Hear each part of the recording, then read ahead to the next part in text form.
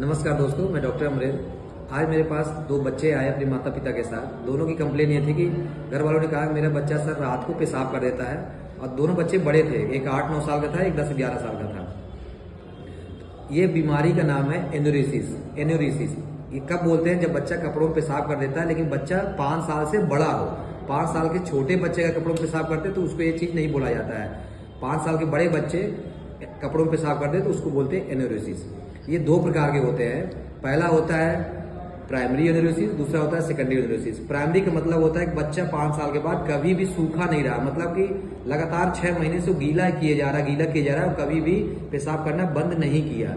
इसके कुछ कारण होते हैं, जैसे ब्लैडर, जहाँ पेशाब स्टोर होता है उसमें कमजोरी आ जाना, पारिवारिक हिस्ट्री हो, फैमिली हिस्ट्री हो।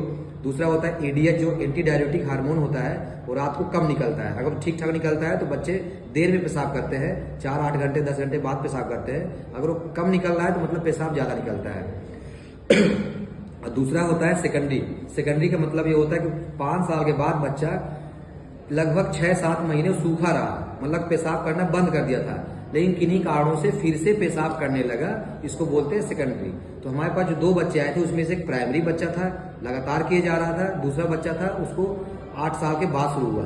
तो जो सेकेंडरी के कारण होता है उसके कुछ इंपॉर्टेंट कारण होते हैं, आप सबको समझना चाहिए, क्योंकि ये बीमारी बहुत कॉमन है।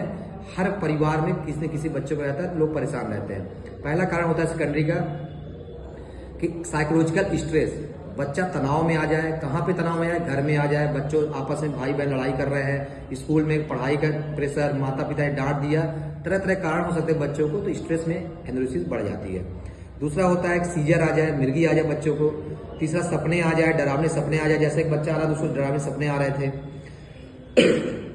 यूटीआई हो जाए, पेशाब के रास्ते की इन्फेक्शन हो जाए, किसी को डायबिटीज हो जाए या अन्य चीज हो जाए जिसके कारण सेकेंडरी एन्यूरिसिस, यानी कि बच्चा रात में पेशाब करने लगे तो हो जाता है। अगर आपके पास भी कोई ऐसे बच्चे जिनको पेशाब हो रही हो तो उनको डांटना नहीं है, उनको साइको एजुकेट करना है कि इनके कुछ कारण होते हैं और आप डॉक्टरी सलाह लें जिसको उसको ठीक किया जा सकता है। तो अगर आप डांटेंगे तो बच्चे को और स्ट्रेस बनेगा और वो परेशान हो जाएगा और बेड वेटिंग बढ़ती रहेगी। इसके उसकी परफॉर्मेंस से प्रभाव पड़ेगा, उसको साइकोलॉजिकल इफेक्ट आएंगे, घबराहट रहेगा, डरा सा रहेगा, बहुत तरह तरह के कारण बदलाव आ सकते हैं। इसलिए आपसे अनुरोध है, आपके आसपास कोई बच्चा हो जो कपड़ों पे पेशाब करता है, उससे परेशान हो, तुरंत डॉक्टरी सलाह लें और उसके लिए बच्चों को डांटना नहीं चाहिए। धन्यवाद।